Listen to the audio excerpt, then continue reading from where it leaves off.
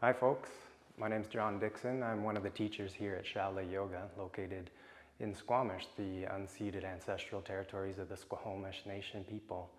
And it's an honor to be speaking on some things top of mind about yoga here today.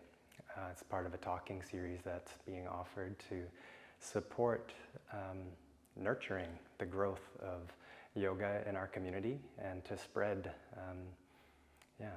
this profound value that yoga has to offer in many ways. And so I'd like to speak to that. I'd also like to offer that part of what's informing my sharing here is being both a yoga teacher and a psychotherapist counselor in the community. And so I will be speaking about the elements and value of yoga and mindfulness practices as it pertains to mental, emotional, and spiritual health and well-being. So what's top of mind? I teach primarily a hatha-based and vinyasa-based practices here.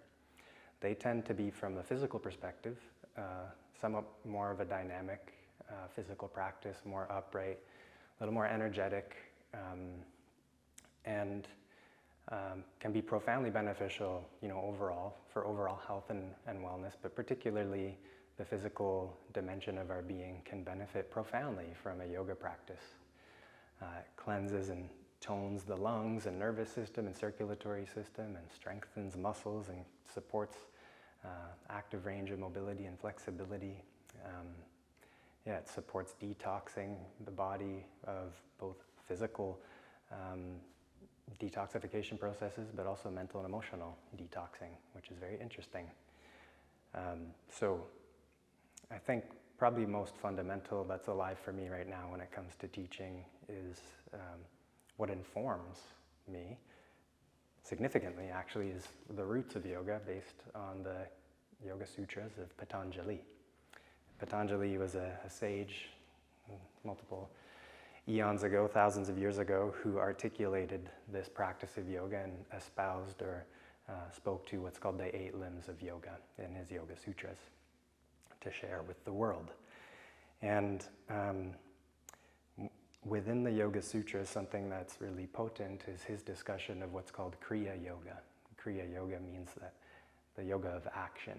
And what that, how we can understand that is that underneath that is the understanding that we play a role in the kind of effort that we apply in our life as it pertains to our health, wellness, wholeness, and our own spiritual awakening or evolution.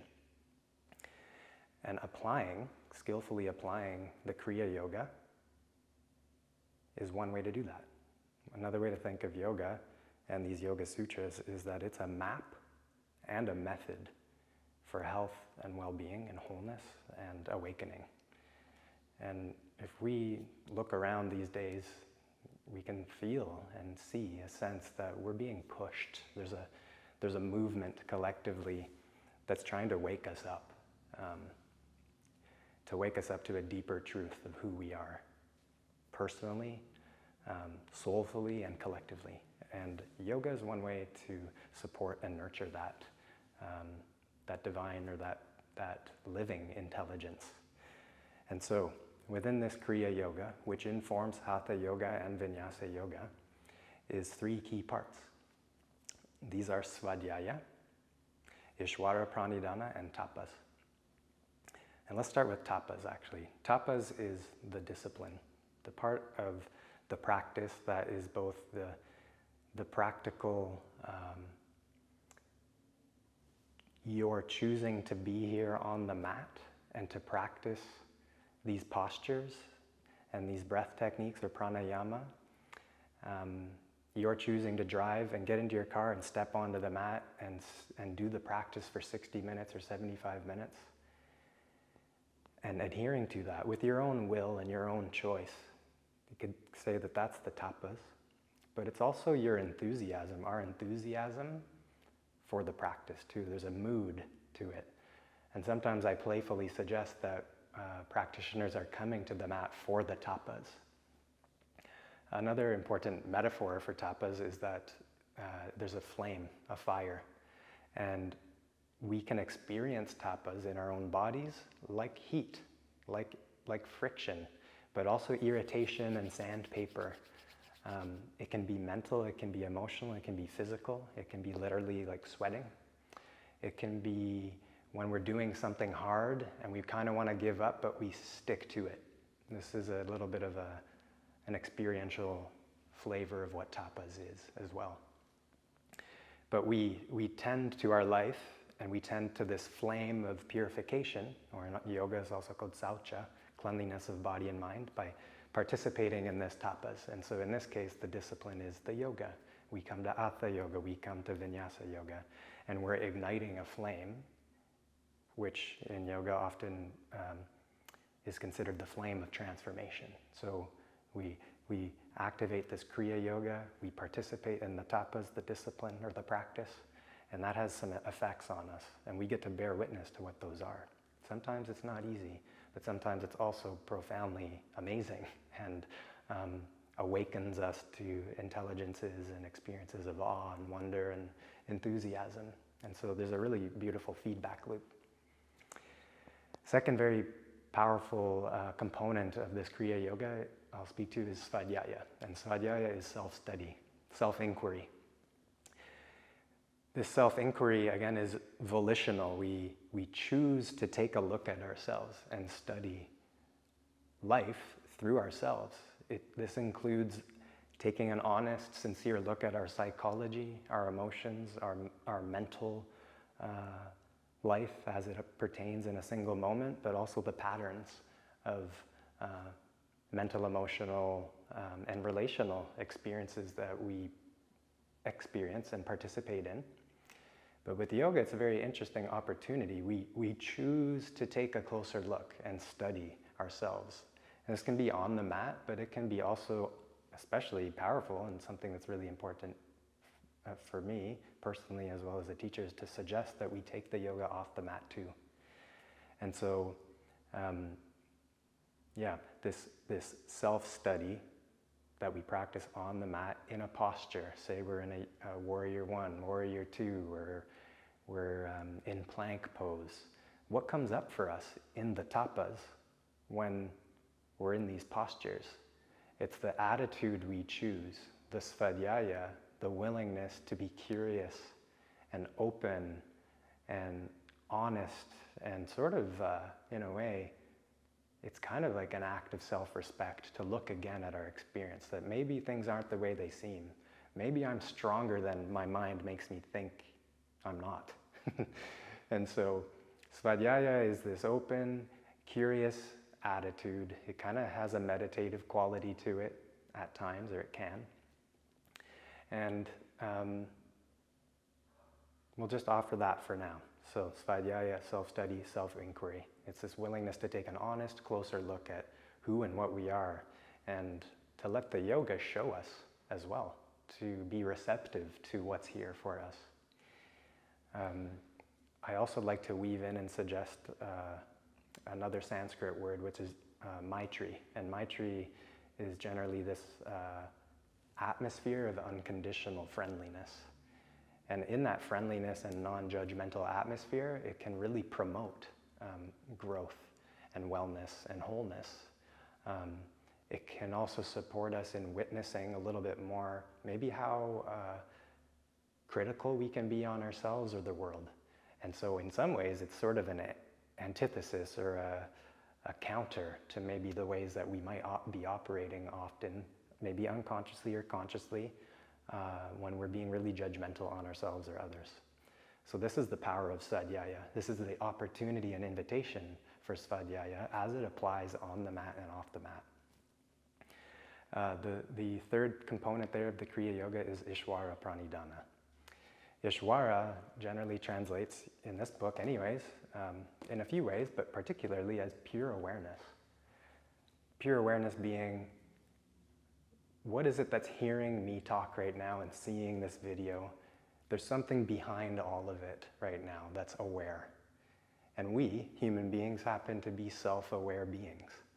And there's something that is spontaneously present in this moment, whether it's, whatever books or teachings we've been exposed to, maybe it's Eckhart Tolle or Oprah Winfrey or Byron Katie or other spiritual teachings or traditions, there's this ongoing thread, whether we're waking, dreaming, sleeping, that's Ishvara, pure awareness.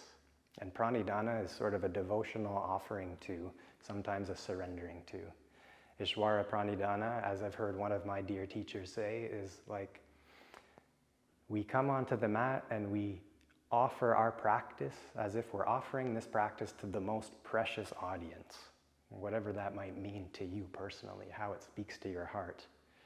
Something about that consideration or observation can shift this practice of physical yoga practice from just being physical to being beyond physical and having an impact on our mentality, our emotionality, our spirituality, if that's something that you participate in, and whether you're atheistic or agnostic or very religious. And so that's a consideration. Another one is we can also approach the yoga practice, the physical asanas, as a demonstration. How do we demonstrate this posture to, again, to borrow my teacher's saying, the most precious audience? Like, what if it was our dear family or friends watching? Like, how would you demonstrate that? Or maybe it's if you have, you subscribe to another spiritual orientation. How do you offer this practice to them? Okay, so this Kriya Yoga, as it informs, say our vinyasa practice or hatha yoga practice, is fundamentally an attitude comprised of those three parts. Ishvara pranidhana, this offering to something maybe greater than ourselves or this most precious audience, or to pure awareness itself. That's offering this yoga practice to consciousness itself, pure awareness itself. The self-study, Svadhyaya, and the Tapas, the discipline itself, and the enthusiasm and the mood we bring to giving it a try. The willingness itself, this attitude and freedom we have to choose in a moment. There's something powerful about that. And so we can look at this as yoga, as an applied philosophy and applied science. We can even approach it scientifically. If a person comes as a scientist, somebody who, takes variables and works with the equations or works with test tubes or chemistry, well, the lab is your body and your mind. The lab is our body and our mind. And we step onto this mat, and the first Yoga Sutra, Atta Yoga Nushasanam, now begins the practice of yoga. It's an opportunity to listen. Almost, we could say it's literally a practice of listening, and a certain kind of listening that is a meditation. It's a meditative posture, it's a meditative attitude, which it's up to you, it's up to us to see, okay, what does the yoga have to show me right now? Which is to say, what is life showing me right now? Am I open to receiving and hearing the message and the calling? And this is where Kriya Yoga becomes so powerful and potent. Because it's a yoga of action, we get to participate and listen for the right effort. How do we get to know the right amount of effort we apply? Which is to say, how do we know in any moment how much discipline or amount of effort we put into a practice, and how do we know when to back off? This is a very personal experience. As we probably have friends who are really driven and effortful, right? And we have maybe some friends who are really relaxed in life. And we see maybe there's this ebb and flow in them and maybe in us. And this yoga practice is an opportunity to discover this discerning wisdom in the middle, this fierce edge of discovery where we get to learn the right amount of effort in a given moment. And one of my favorite teachings that speaks to that is sthira sukhasanam, the balance between sthira and sukha. Sthira being steadfastness and effort and directness, and sukha being this softening and relaxing and receptivity. And somewhere in the middle is that sweet spot for you as an individual, for me as an individual in a given moment. And we get to be the experiencer who gets to discover what that is for us. And so by embodying and practicing yoga in this way as a fundamental attitude, a way of approaching yoga, we get to participate in and listen for our own experiential wisdom, and to give our own wisdom its sovereign, rightful place in our life. And that, for me, is where it's become so monumental in the sense of a human being's life, but also from a perspective of mental health and emotional health and spiritual health. Even within the Yoga Sutras, Patanjali talks about the development of poise and confidence in oneself, in one's life, and with themselves, as well as the development of an inner self culture.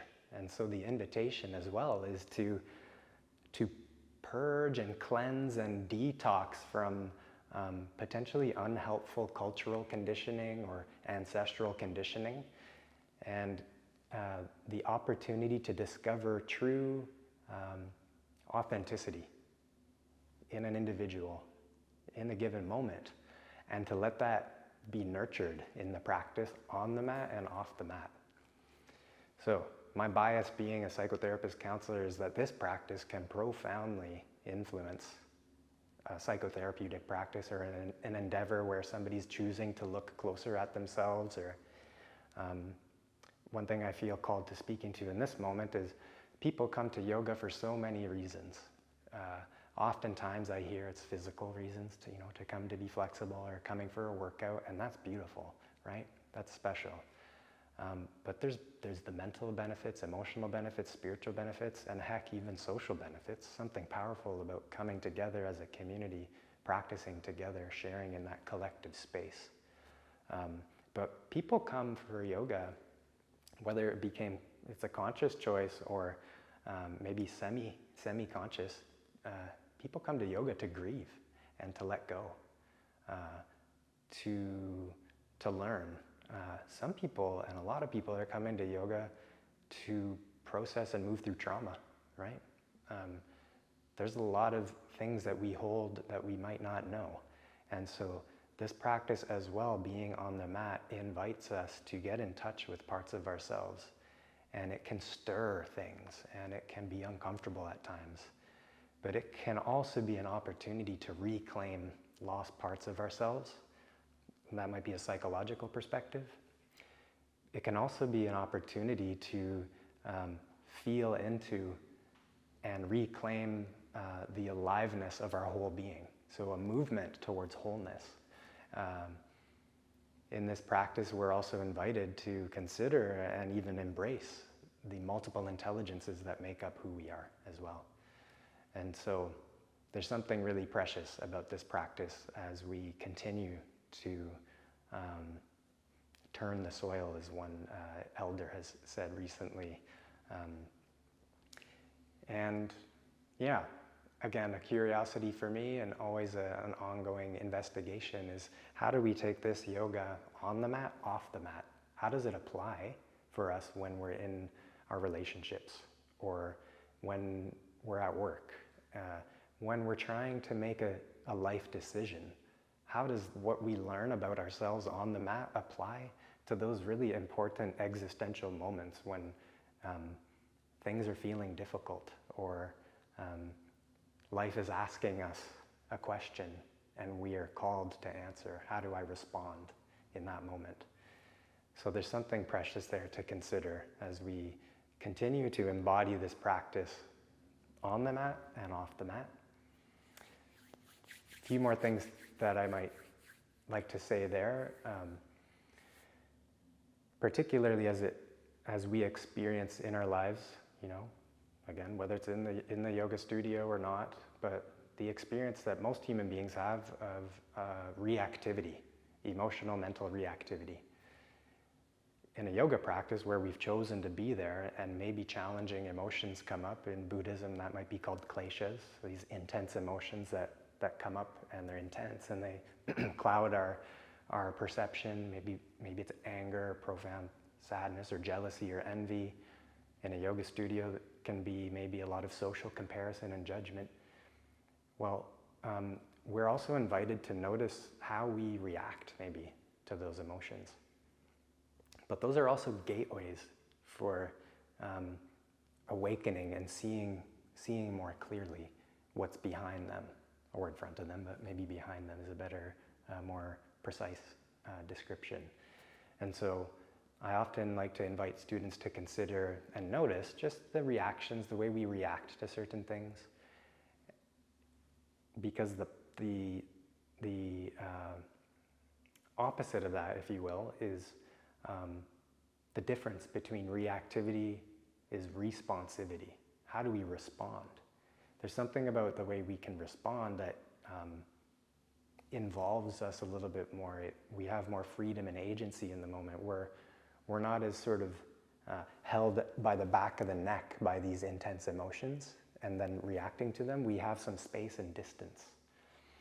And so I really welcome that in the space because I find something so important, again, if we're inviting this sense of maitri or unconditional friendliness, that we need to be able to have the permission to allow ourselves to be who we are in the moment and to be really human and to be the perfectly imperfect beings that we are with all the emotions and all the thoughts and all the ideas and the conditioning and the projecting outward and the projecting inward, and all these things need to be allowed and honored and acknowledged so that we can move forward and grow and support ourselves and each other, all our relations.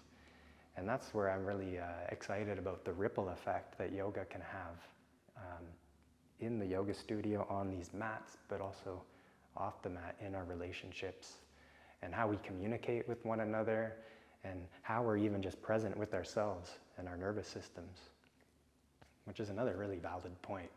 How does this yoga influence our nervous system? We could even just approach it that way. Maybe we have a really hyper-aroused nervous system a lot of the time for various reasons, or maybe we're hypo-aroused.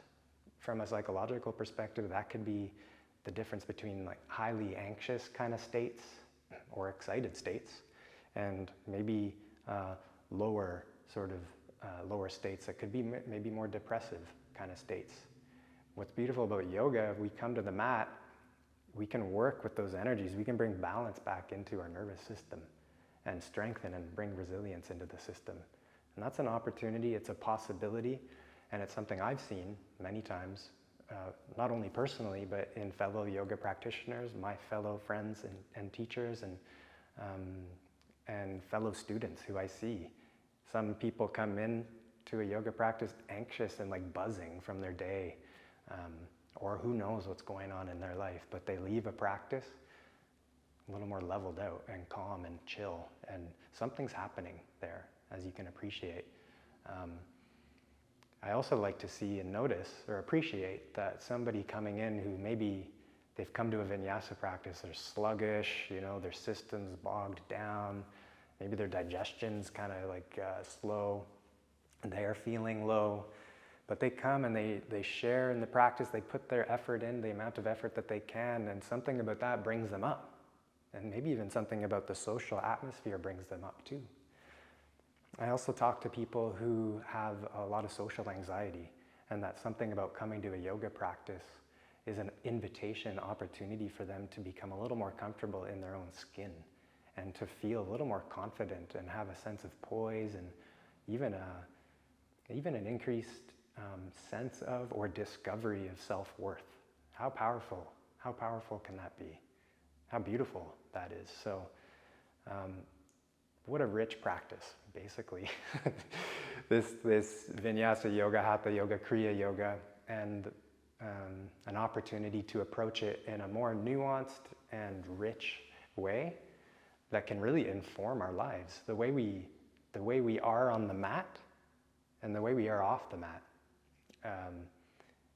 I'm really moved by that in my own life, and I'm moved to share about that topic in my yoga practices, yoga classes that I teach. And these are all considerations that I move and breathe with and contemplate in my own practices with you, on the mat, because I come to the studio to practice with my fellow teachers too, and I just love being part of the community. And I'm in it with you.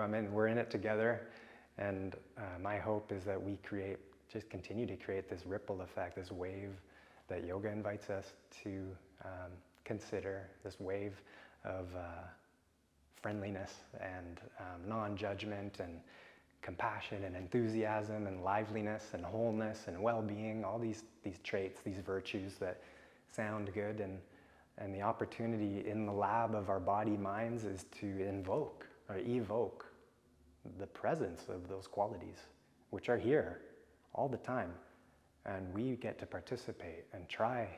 And what's it like to breathe into that? What's it like to exhale that? You know? So, yeah. Coming to yoga as a celebration as well, and to practice intention setting, planting the seeds for how we want our life to be, the values we want to orient our life around. It can be just a very rich opportunity for self-discovery, and I'm a huge proponent of it. That's about what I want to share on yoga today. I look forward to practicing with you, whether it's me sharing as a teacher or me as a fellow practitioner student with you. I'll also just take a moment to offer that I teach or share a counseling practice here in the community, counseling and psychotherapy practice. I have a website, it's johndixoncounseling.com, and I welcome any feedback from this topic on the discussion of yoga, which is an ancient indigenous wisdom that invites us to connect with our own indigenous wisdom that we have in our bones and blood and breath, that we've had for generations and generations, and to honor where this practice comes from, and to appropriately engage in this practice. And beautiful to share this time with you. Thank you for your time if you were able to tune in, and I look forward to connecting with you soon, and feel free to say hello, and take good care. Namaste.